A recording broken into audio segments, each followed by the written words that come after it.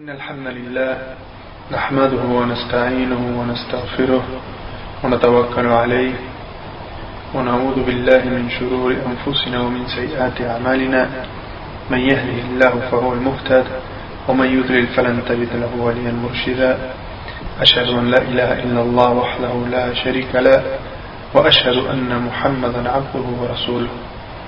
En el nombre de Allah, clemente, misericordioso, que la paz y las bendiciones sean con el profeta Muhammad sallallahu alayhi wa sallam. Atestigo que no hay Dios sino Allah y que nada ni nadie merece la adoración sino Él, y atestigo que Muhammad es el siervo, el mensajero y último de los profetas enviados por Allah a la humanidad. Alabado sea Allah, Señor del universo, solo a Él imploramos y pedimos ayuda. Esta clase es para presentar y hacer conocer el Islam, porque el Islam ha cambiado la vida de innumerables personas y sin embargo continúa siendo desconocido para muchos y malentendido por millones, por lo cual decidimos hacer estas clases para presentar el Islam de una manera breve y concisa.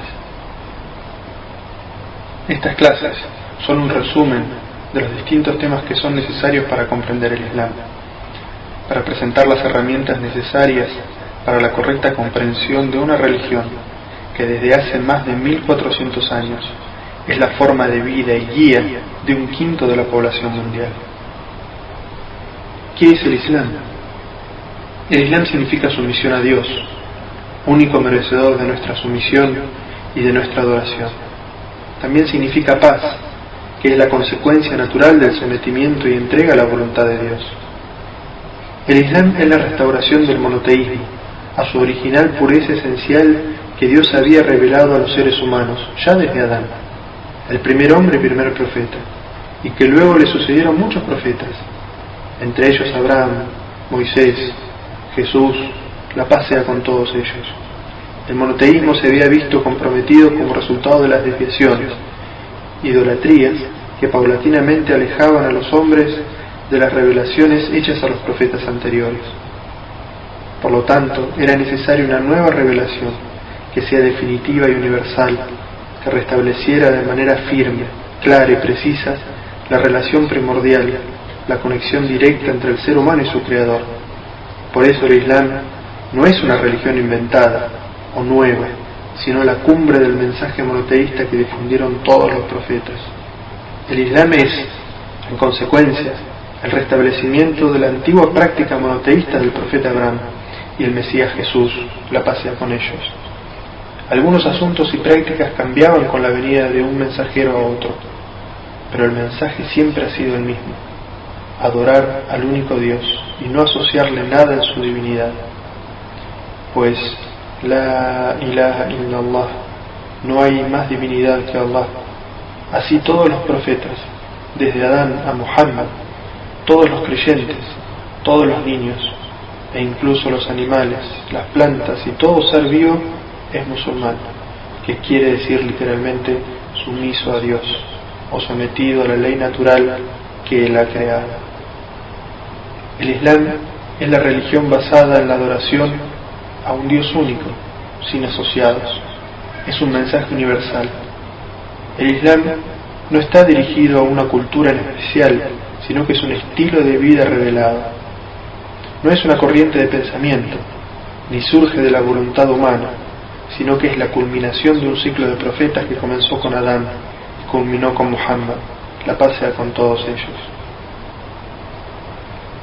El Islam es un sistema de vida integral, a través del cual Dios ha legislado acerca de todos los aspectos de la existencia humana, psicológicos, familiares, comunitarios, de gobierno, de relaciones entre los pueblos, con el objetivo de que la humanidad sea consciente de la existencia de un único creador y sustentador del universo, y así puedan los pueblos vivir en desarrollo y paz. Las fuentes de la legislación islámica están intactas desde hace 1400 años y son practicadas a diario por millones de creyentes alrededor del mundo. El Islam, insistimos, no es una religión nueva, sino la misma verdad que Dios ha revelado a través de todos sus profetas a cada pueblo, para una quinta parte de la población mundial. El Islam es a la vez una religión y una forma completa de vida.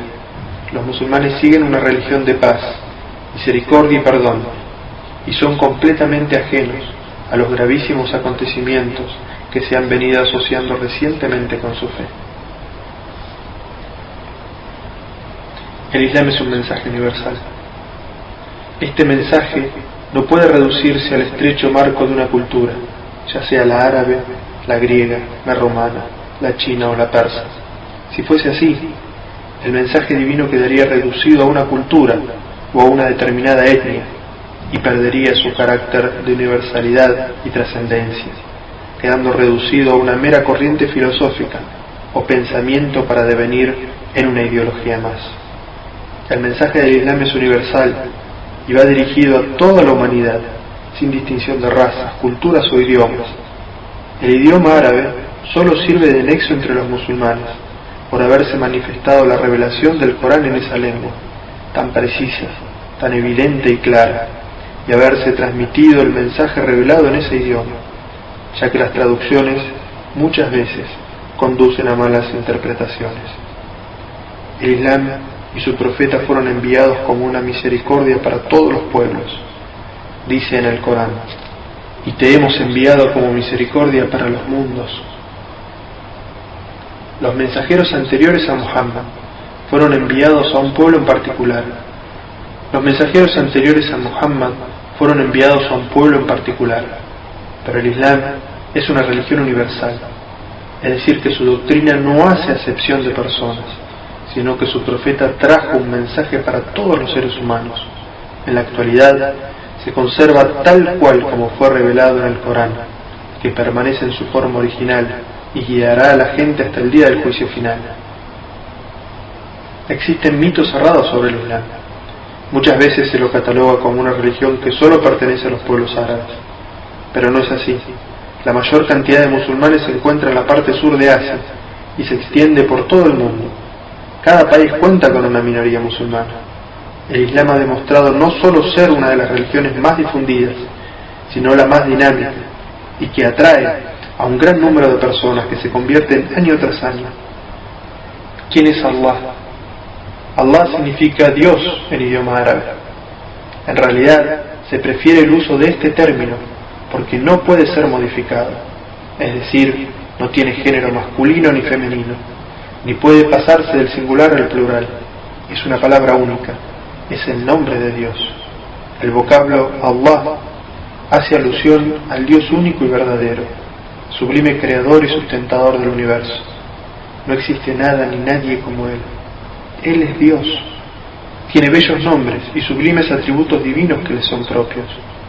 Por ejemplo, al realizar las oraciones o al invocarle, nos referimos a Él como el Todopoderoso, el Misericordioso, el Perdonador, el Absoluto, el Señor del Universo, el Santo, el que todo lo sabe y el que todo lo ve.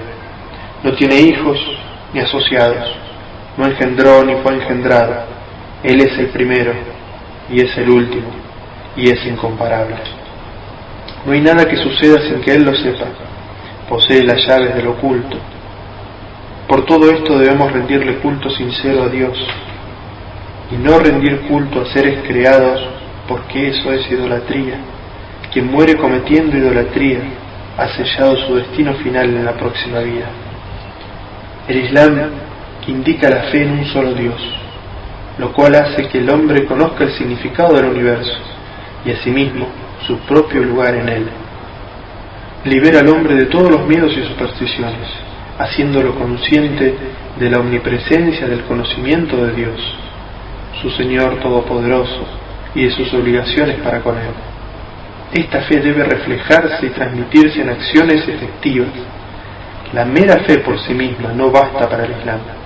Para creer en un solo Dios, único, se necesita contemplar a toda la humanidad como una sola familia, que existe bajo la benevolencia universal de Dios, el Creador y sostén común de todo y de todos.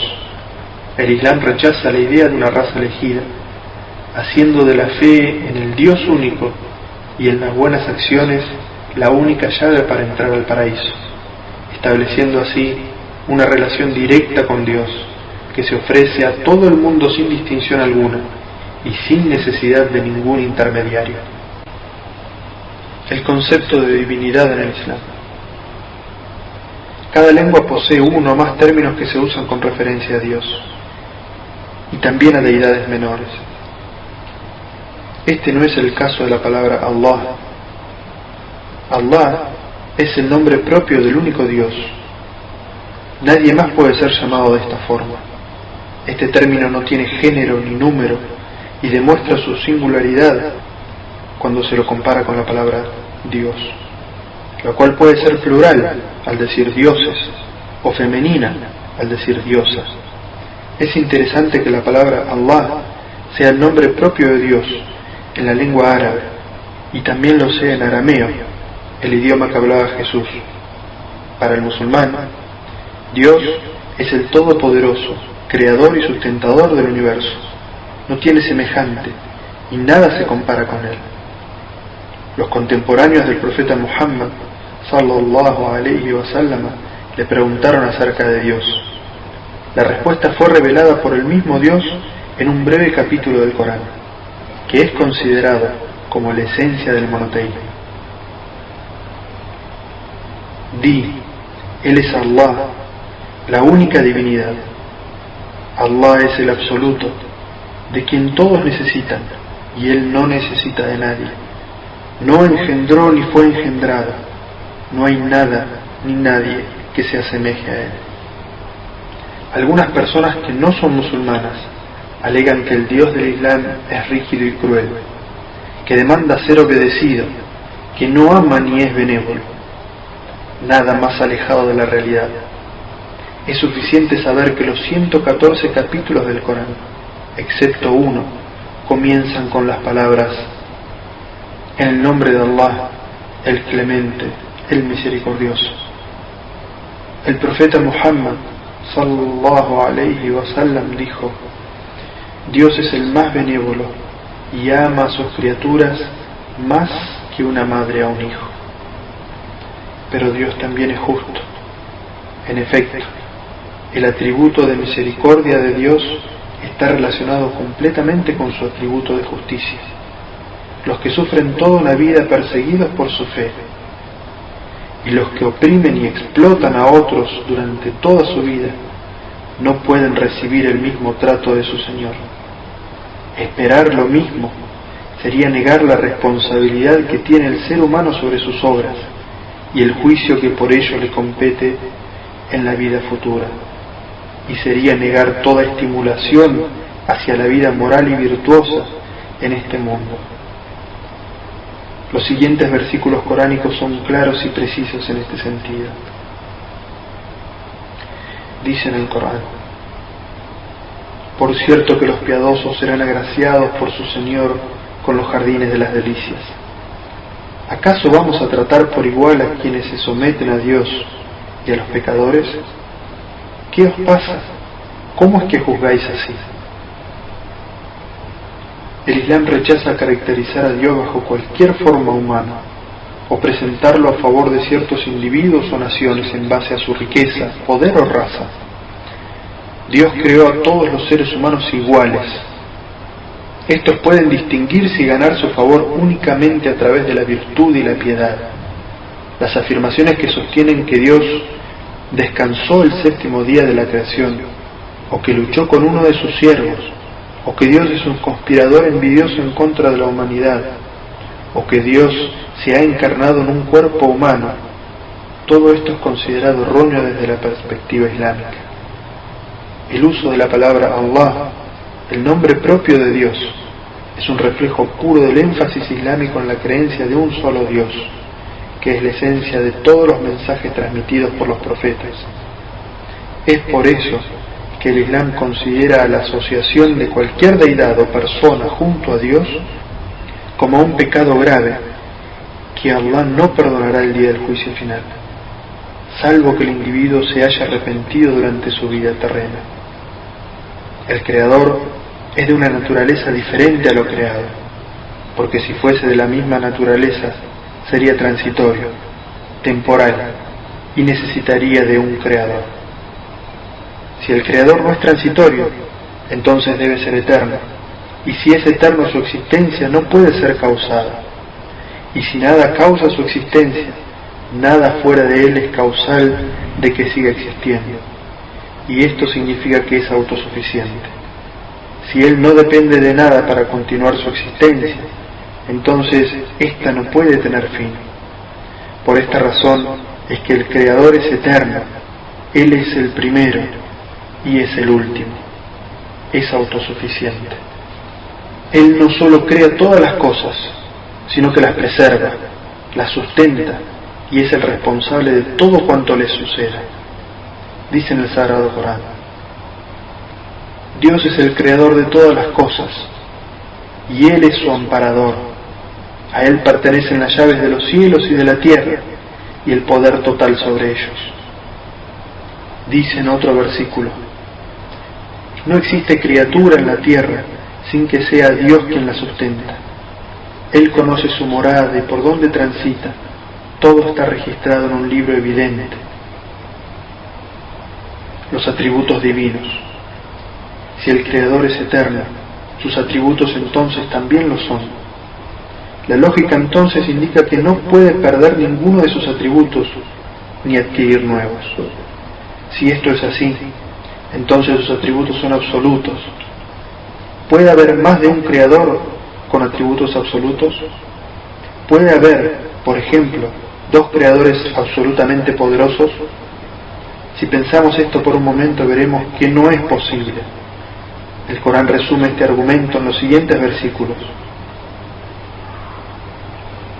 Dios no ha tenido un hijo, ni existe otra divinidad salvo Él.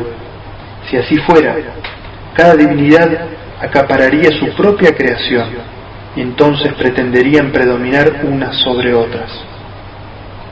Dice en otro versículo: si hubiese habido en los cielos y en la tierra otras divinidades aparte de Dios, estos se habrían destruido. El Corán nos recuerda la falsedad de los alegatos de aquellos que afirman la existencia de distintos dioses.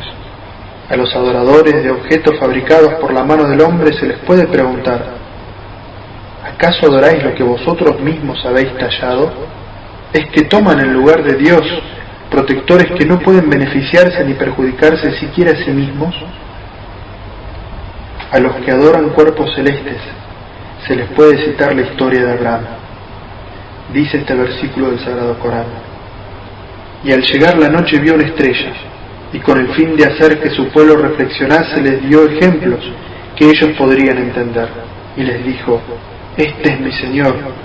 Pero cuando desapareció exclamó: no adoro a los que se ausentan. Luego, al ver la luna aparecer, dijo: este es mi Señor.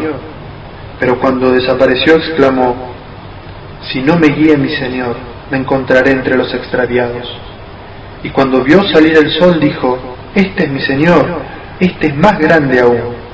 Pero cuando desapareció exclamó: oh pueblo mío, soy inocente de lo que le asociáis, me consagro a quien creó los cielos y la tierra, soy monoteísta y no de los que le asocian copartícipes.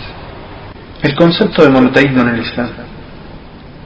Ser musulmán significa sumiso a Dios y creer en la unicidad de Dios, que Él es el único creador, preservador, sustentador. Esta creencia, llamada el monoteísmo en el señorío y dominio, de por sí no es suficiente para ser creyente. Los idólatras contemporáneos del profeta, sallallahu alaihi wasallam, sabían y creían que solo Dios podía hacer todo esto, y sin embargo, eso no los hacía musulmanes. El monoteísmo del señorío y el dominio se ve complementado por el monoteísmo en la adoración, es decir, que solo Dios tiene el derecho legítimo a ser adorado. Dice en el Sagrado Corán: oh gente del libro, no os extralimitéis en vuestra religión, no digáis acerca de Dios sino la verdad. Ciertamente el Mesías, Jesús, hijo de María, es el mensajero de Dios y su palabra, que depositó en María, y un espíritu que proviene de él. Creed pues en Dios y en sus mensajeros. No digáis que es una Trinidad. Desistid, pues es lo mejor para vosotros. Por cierto que Dios es la única divinidad, glorificado sea. Es inadmisible que tenga un hijo. A Él pertenece cuanto hay en los cielos y la tierra. Es suficiente Dios como protector. Cuando la fe penetra en el corazón, la persona experimenta un sentimiento de agradecimiento a Dios, que es la esencia de la adoración. El sentido de agradecimiento es tan importante que el que no cree en Dios es llamado kafir, que quiere decir quien niega la verdad, aquel que es desagradecido, y también quien es rebelde contra aquel que lo ha creado. El creyente ama y agradece a Dios por la generosidad que Él le ha concedido, consciente que sus buenas obras, físicas o mentales, no pueden ser proporcionales a los favores divinos que ha recibido. El individuo está siempre atento y ansioso porque anhela complacer a su Señor. Este estado mental no puede ser adquirido sin estar consciente de Dios en todo momento. El recuerdo permanente de Dios es la fuerza vital de la fe. De lo contrario, la fe se marchita y desaparece. El Corán trata de desarrollar este sentido de agradecimiento en el corazón del ser humano repitiendo frecuentemente los atributos de Dios. Los musulmanes leen y aprenden su contenido para que la fe crezca en sus corazones. Encontramos algunos de los sublimes atributos de Dios mencionados en los siguientes versículos del Corán. Él es Dios, no hay otra divinidad salvo Él, conocedor de lo oculto y de lo manifiesto. Él es el clemente, el misericordioso. Él es Dios, no hay otra divinidad salvo Él, el soberano, el santísimo, el pacificador, el dispensador de seguridad, el celador, el poderoso. Glorificado sea Dios. Él está por encima de lo que le atribuyen. Él es Dios, el creador, el iniciador y el formador. Suyos son los nombres y atributos más sublimes. Todo cuanto existe en los cielos y en la tierra le glorifica. Él es el poderoso, el sabio. Y dice en otro versículo, Dios, no existe nada ni nadie con derecho a ser adorado excepto Él, el viviente. Se basta a sí mismo y se ocupa de toda la creación. No lo toma somnolencia ni sueño. Suyo es cuanto hay en los cielos y la tierra. ¿Quién podrá interceder ante Él sin su anuencia? Conoce el pasado y el futuro, y nadie abarca de su conocimiento salvo lo que Él quiere. Su trono se extiende en los cielos y en la tierra, y la custodia de ambos no le agobia, y Él es el sublime, el grandioso. ¿Quién es Muhammad? Muhammad, sallallahu alayhi wa sallam, la paz sea con él, conocido en Occidente como Mahoma. Nació en la Meca en el año 571. Su padre murió poco antes que él naciera, y su madre Amina lo entregó al cuidado de una nodriza llamada Halima, para que lo amamantara y creciera con los aires puros del desierto. Después de la muerte de su madre, fue criado por su abuelo, y luego por su tío Abu Talib, de la respetada tribu de los Quraysh. Durante su juventud, el profeta, sallallahu alayhi wa sallam, fue protegido por Dios y alejado del mal comportamiento del paganismo de su pueblo.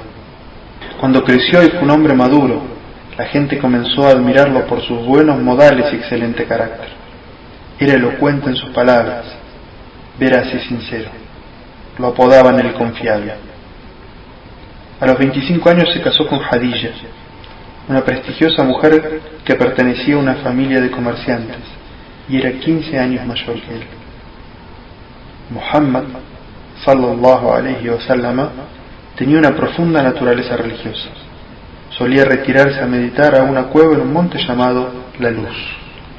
A los 40 años de edad, mientras se encontraba en el monte, recibió por primera vez la revelación de Dios a través del ángel Gabriel, quien le transmitió los primeros versículos del Sagrado Corán. Estas revelaciones continuaron durante 23 años, hasta conformar lo que hoy conocemos como el Sagrado Corán. Tan pronto como comenzó a recitar lo escuchado del ángel Gabriel y a predicar esa verdad, el profeta y sus seguidores comenzaron a ser perseguidos. Esta situación llegó a ser tan despiadada que Dios le dio la orden de emigrar de la Meca, ciudad en ese entonces de idólatras y materialistas, a la ciudad de Medina, iniciándose en ese momento el comienzo del calendario musulmán, o más conocido como la Égira. En la ciudad de Medina se construyó la primera mezquita islámica. El profeta Muhammad sallallahu alaihi wasallam nunca aprendió a leer ni a escribir. Era iletrado aún después de recibir la revelación divina. Con el paso del tiempo, los musulmanes volvieron a la Meca, estableciendo allí el Islam definitivamente. Antes de su muerte, a los 63 años, el Islam se había difundido por toda Arabia y luego se extendió desde Oriente hasta Occidente. Estableció las bases sociales de una sociedad basada en la justicia y la verdad. ¿Qué es el Corán? El Corán es la palabra de Dios revelada a Muhammad por medio del ángel Gabriel. La revelación fue memorizada y posteriormente escrita. El Corán ha permanecido intacto de toda tergiversación por más de 14 siglos. El término Corán procede del árabe al-Qur'an, que significa la lectura o la recitación. Este libro recoge las diferentes revelaciones de Dios a Muhammad durante los casi 23 años de su vida profética. Está dividido en 114 suras o capítulos, unos más extensos que otros. El más breve contiene solo 3 versículos y el más amplio 286 extensos versículos. Algunos capítulos fueron revelados en la Meca y otros en Medina. Los capítulos y versículos de Meca se refieren a las bases de la doctrina, como el monoteísmo, la resurrección, el día del juicio. Y los que fueron revelados en Medina corresponden a la legislación, tanto de los actos de adoración como de las relaciones jurídicas y humanas. Investigadores tanto islámicos como no islámicos coinciden en la integridad que sustancialmente ha mantenido el texto del Corán a lo largo de la historia. A diferencia de las escrituras divinas anteriores, el Corán fue preservado en el corazón de los creyentes a través de su memorización.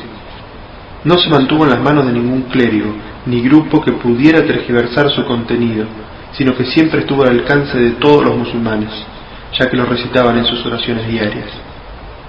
Después de realizar un estudio sobre el Corán, Maurice Bucaille, un cirujano francés interesado en los aspectos científicos del Corán, dijo: gracias a su indiscutida autenticidad, el texto del Corán mantiene un lugar único entre los libros de la revelación. El concepto de adoración en el Islam. La adoración, según el Islam, se refiere a la purificación del ego y a la vez a la vida diaria del ser humano. La base de la adoración reside en el hecho de que los seres humanos son criaturas y siervos de Dios, su Creador y Señor, quien juzgará sus obras en el más allá. Así, el acercamiento del ser humano hacia Dios es en estrecho contacto, con reverencia, espíritu de devoción y humilde sumisión.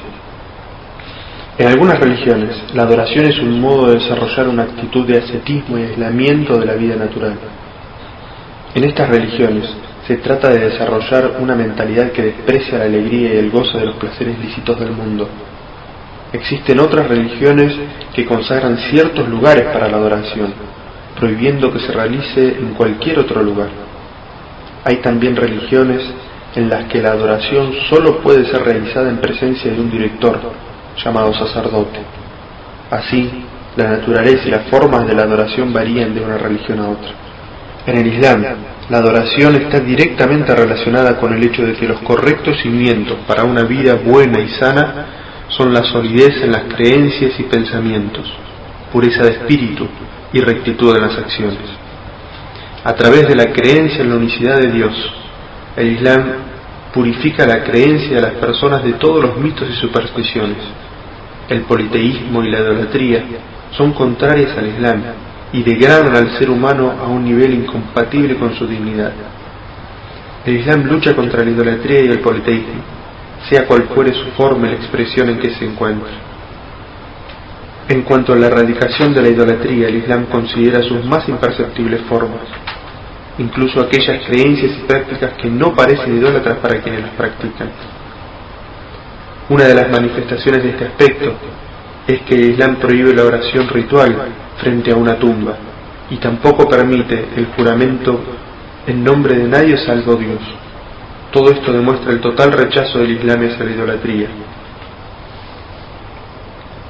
Características de la adoración. Los rasgos característicos de la adoración propuesta por el Islam pueden quedar comprendidos de la siguiente forma. Primero, no existen intermediarios. El Islam libera la adoración de toda servidumbre a cualquier intermediario entre el ser humano y su Creador. Y el Islam crea una unión directa entre el ser humano y su Señor, haciendo así innecesaria la intervención de intermediarios. Los sabios y eruditos, considerados doctos en el Islam, sheikh, alim, no son intermediarios entre el hombre y Dios, y ni siquiera tienen el derecho a legislar actos de adoración dirigidos a Dios. Son considerados seres humanos a los que se les ha impuesto la tarea adicional de enseñar a aquellos que carecen de los conocimientos básicos. Son considerados culpables y guardan para sí dicho saber, y no lo imparten a quienes aspiran a tenerlo. En otras palabras, la jurisprudencia islámica no impone el dominio de la gente docta en materia religiosa sobre el resto de la gente en el camino correcto. Según el texto del Corán, exhorta, oh Muhammad, a los hombres, pues esa es tu misión. El profeta sallallahu alayhi wa sallam también dirigió a su propia hija Fátima las siguientes palabras que muestran que todos los seres humanos están en un nivel de completa igualdad ante Dios. Le dijo: oh Fátima, hija mía, no podré ayudarte en forma alguna ante Dios. Segundo, no está limitada a lugares específicos. El Islam no solamente ha liberado la adoración de la presencia de intermediarios, sino también del confinamiento en lugares determinados. El Islam enseña que todo lugar es lo suficientemente puro para adorar a Dios, ya sea una casa particular, en la cubierta de un buque, en la cabina de un avión o una mezquita especialmente construida para tal fin. Donde quiera que una persona se encuentre puede dirigirse a su Señor y ponerse en comunión con Él. El profeta sallallahu alayhi wa sallam expuso esta idea con bellas palabras. Dijo: me ha sido otorgada toda la tierra como mezquita, pura y limpia, a todo hombre de mi nación que le alcance la hora de la oración, que la realice donde sea que se encuentre. Para el Islam, la adoración no queda reducida a oraciones particulares. El Islam considera que cada acto virtuoso que se realiza sinceramente y bajo la perspectiva de materializar los mandatos de Dios y alcanzar su complacencia, representan un acto de adoración por el cual el ser humano será recompensado. Tercero, una perspectiva holística. Para el Islam, la adoración no queda reducida a oraciones particulares. El Islam considera que cada acto virtuoso que se realiza sinceramente y bajo la perspectiva de materializar los mandatos de Dios y alcanzar su complacencia, representan un acto de adoración por el cual el ser humano será recompensado. Comer, beber, dormir o divertirse, incluso las actividades que dan placer, incluyendo el placer sexual de las parejas. Todos estos actos se transforman en adoración si se realizan con un móvil sinceramente dirigido a Dios. Estas acciones dan lugar a actos de adoración si la intención que los origina está de acuerdo con la voluntad de Dios. También es un acto de adoración tratar de fortalecer el cuerpo mediante el correcto suministro de alimentos y el descanso adecuado, mediante la ejecución de ciertos ejercicios o trabajos, así como el descanso y la distracción que el cuerpo necesita para poder llevar a cabo las responsabilidades que le han sido encomendadas por Dios. De hecho, si se hace todo esto con la intención de agradar a Dios, se pone en práctica el siguiente dicho del profeta Muhammad sallallahu alayhi wa sallam: el creyente fuerte es mejor y más amado por Dios que el creyente débil, pero en ambos hay bien. En resumen, resulta que solo mediante la purificación de los motivos y de las intenciones los actos de la vida cotidiana se convierten en actos de devoción y adoración. Así, es posible avanzar espiritualmente, aunque se esté disfrutando de los placeres lícitos de la vida mundana. La razón es que durante estos actos el corazón permanece en comunión con Dios mediante la pureza de la intención. Ello nos pondrá en condiciones de permanecer continuamente en un estado de sumisión, obediencia y devoción a Dios, incluso durante el trabajo, siendo esta la verdadera esencia de la adoración. El Islam, a diferencia de otras religiones, no desprecia la satisfacción de los apetitos corporales instintivos. Es más, el Islam no considera en modo alguno que abstenerse de satisfacer estos deseos signifique mayor piedad y virtud que satisfacerlos. El Islam quiere que la persona disfrute de los placeres y de las cosas buenas que la vida proporciona, siempre que no se violen los límites de legitimidad ni los derechos ajenos, ni eche por tierra los buenos principios morales, ni perjudique los intereses generales de la sociedad. El Islam quiere que el corazón del ser humano permanezca en comunión permanente con Dios, así como también desea que las personas observen la vigilancia incesante sobre sus deseos, para su propio beneficio en la vida futura. Dice Dios en el Sagrado Corán: procúrate con lo que Dios te ha agraciado la morada en la otra vida, y no olvides tu deber con este mundo. Las alegrías y los placeres pueden llegar a ser actos de adoración mediante la intención sincera. Se sabe perfectamente que la devoción a Dios no significa necesariamente el abandono de la vida mundana, buscando miseria y pobreza. ¿A qué conduce la buena intención? ¿Le sobreviene al hombre el olvido de Dios a causa del excesivo abandono de sí mismo? El profeta Muhammad sallallahu alaihi wasallam dijo que cuando alguien coloca afectuosamente un bocado de comida en la boca de su esposa para estrechar los vínculos de amor conyugal, es también recompensado por ello, porque se está tratando de alcanzar una vida en común, con amor y afecto, que, como dice el Sagrado Corán, es el propósito de la vida familiar. Dice en el Corán: y entre los signos de Dios está haberos creado cónyuges entre vosotros mismos, para que encontréis sosiego y os relacionéis con amor y misericordia. Por cierto que en esto hay signos para quienes reflexionan. La finalidad de los ritos de adoración. Las oraciones, así como todas las formas prescriptas de adoración, sirven para distinguir a los creyentes que sinceramente tienen fe y deseos de servir a Dios de aquellos otros que se contentan con palabrerías. La oración es tan importante que el profeta Muhammad sallallahu alaihi wasallam dijo: la oración es el pilar de la religión islámica, y quien quiera que la abandona destruye su religión. La finalidad del Islam, al declarar que la adoración abarca la totalidad de los aspectos de la vida humana, es hacer que la fe religiosa desempeñe un papel efectivo y práctico, desarrollando en el ser humano una actitud paciente y fuerte ante las dificultades y obstáculos, creando en él un impulso para lograr superarse espiritual y materialmente. Todo esto deja ver ampliamente que el Islam, abanderado de los conceptos e ideas antes citados, se opone a filosofías que incitan a la persona a convertirse en un ermitaño, es decir, a una errónea clase de ascetismo que se fundamenta en la renuncia al mundo y la abstención de la búsqueda del sustento, en el abandono de la vida de acción y desarrollo, en el completo estancamiento y decadencia. Estas actitudes no tienen lugar dentro del Islam, más bien son símbolos de derrota y evasión de la lucha por la vida. Para vivir se requiere fuerza, recursos y actividad.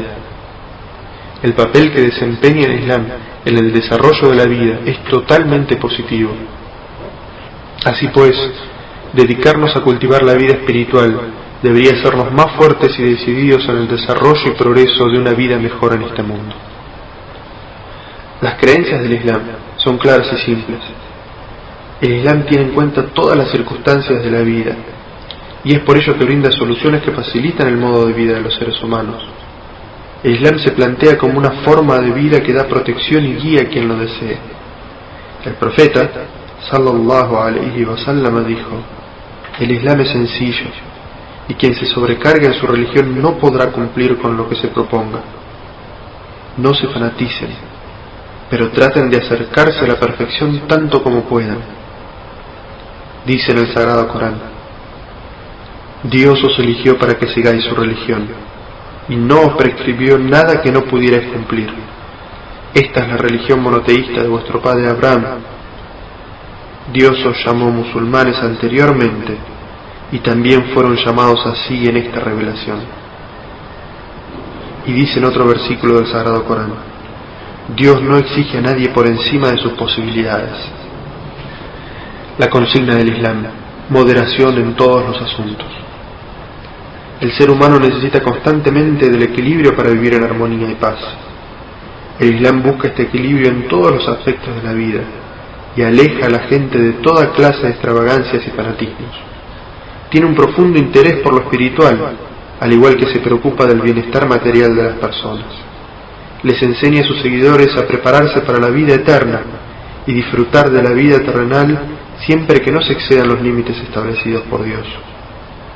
El camino del Islam es un sendero de igualdad, moderación, paz y justicia. El Islam se diferencia de otras religiones, pues no enfatiza lo material en desmedro de lo espiritual, sino que armoniza ambos. Los excesos y el desenfreno están estrictamente prohibidos, porque perjudican la salud física y emocional de las personas. Los derechos humanos en el Islam. Para comentar este importante tema, el Islam parte de un concepto especial. Dios es el único y absoluto dueño del universo, el soberano que da fortaleza y el que alimenta, el misericordioso cuya clemencia alcanza a todos los seres humanos, otorgándoles dignidad y honor. Todas las personas son iguales en el Islam, y no se debe discriminar a causa de nacionalidad, color o raza. Cada ser humano es igual a sus semejantes, y la humanidad forma una comunidad fraternal al servicio del Creador del universo.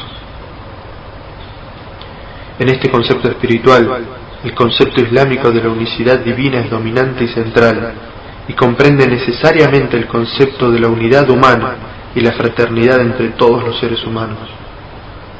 Un Estado islámico puede ubicarse en cualquier lugar de la tierra, pero el Islam no limita los privilegios y los derechos del hombre a las fronteras de su propio Estado.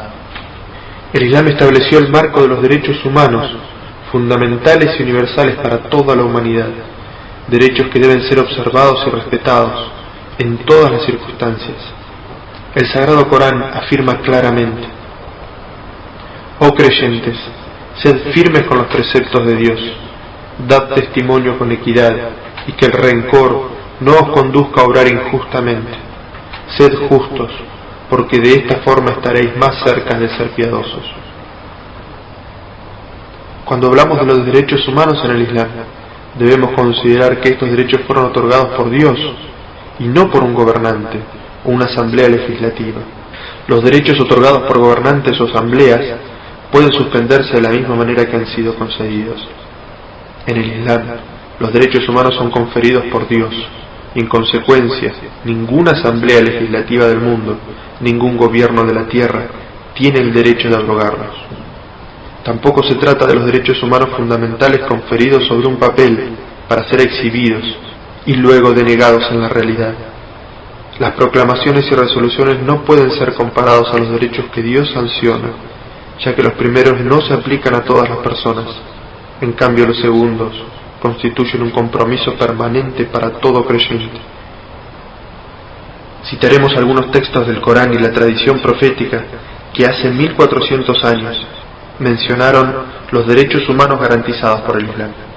Primero, el derecho a la vida y el respeto a la propiedad. El profeta Muhammad sallallahu alaihi wasallam declaró en el sermón que pronunció durante la peregrinación: vuestras vidas y vuestros bienes son sagrados.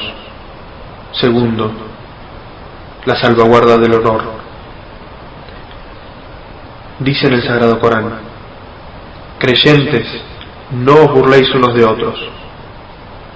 Dice también: no os difaméis. Dice también: no os pongáis apodos ofensivos. Y dice también: no habléis mal del ausente. Tercero, la inviolabilidad de la privacidad. Dice el Sagrado Corán: no os espiéis. Y dice en otro versículo, no entréis en una casa sin tener el consentimiento de sus habitantes. Cuarto, las libertades individuales. El Islam estipula que ningún ciudadano puede ser encarcelado hasta que su culpabilidad se pruebe ante un tribunal de justicia. Proceder al arresto de un hombre por una simple suposición y encarcelarlo sin haberle dado la posibilidad de defenderse no está admitido en el Islam. Quinto, el derecho de mostrar disconformidad ante la injusticia. Dice el Sagrado Corán, a Dios no le place que habléis con términos impropios en público, pero no seréis reprochados si lo hacéis en respuesta a una opresión. En el Islam, todo poder y toda autoridad pertenecen a Dios, que delega parte de su administración en los seres humanos. El gobernante debe ser extremadamente respetuoso hacia su pueblo. Todo esto fue ratificado por el primer califa en la historia del Islam, quien declaró en su primer discurso, cooperad conmigo si obro bien, obedecedme siempre que obedezca los mandatos de Dios y su profeta, pero no me debéis obediencia alguna si me alejo de este camino. Sexto, la libertad de expresión. El Islam reconoce el derecho a la libertad de pensamiento y expresión de todos sus ciudadanos, y que ésta sea utilizada al servicio de la verdad y la virtud, y no para la difusión de la malicia y la corrupción. El concepto islámico de la libertad de expresión no consiente en ningún momento utilizar un lenguaje ofensivo o injurioso con el pretexto de la libertad de crítica. Séptimo, la libertad de asociación. El Islam reconoce también el derecho a asociarse y formar organizaciones. Este derecho está contemplado dentro de las reglas de la jurisprudencia islámica. Octavo, la libertad de conciencia y convicción. El Corán proclama, no está permitido forzar a nadie a creer. Noveno, la protección de las libertades religiosas. Paralelamente a la libertad de conciencia, el Islam reconoce al individuo su derecho a ser respetado por sus convicciones religiosas y le garantiza que nada atentará contra este derecho. El Corán dice, no está permitido forzar a nadie a creer. Décimo, el derecho de asistencia a las necesidades básicas. El Islam reconoce a los necesitados el derecho a ser ayudados y asistidos. Dijo el profeta Muhammad, sallallahu alayhi wa sallam, toda persona que tenga excedente debe contribuir a satisfacer las necesidades de los pobres y los más desvalidos. Décimo primero, la igualdad ante la ley. El Islam afirma que los ciudadanos deben disfrutar de una igualdad completa y absoluta ante la ley. Décimo segundo, los gobernantes y ricos no están por encima de la ley. Una mujer perteneciente a una familia noble e influyente fue arrestada por un robo. El caso fue llevado ante el profeta sallallahu alayhi wa sallam y algunas personas pidieron la conmutación de la pena. Pero el profeta respondió, las naciones que os precedieron fueron destruidas por Dios, porque solían castigar al débil por un delito y dejaban libre a los nobles a pesar de sus crímenes. Por Dios, quien posee mi vida en sus manos, juro que si Fátima, mi hija, cometiese ese crimen, le habría aplicado la pena correspondiente. Décimo tercero, el derecho a participar en los asuntos del Estado. El Sagrado Corán describe el marco correcto para esta participación. Dice en el Sagrado Corán, no tomarás ninguna decisión sin antes consultarlos. Y dice en otro versículo, bienaventurados aquellos que consultan para resolver sus asuntos.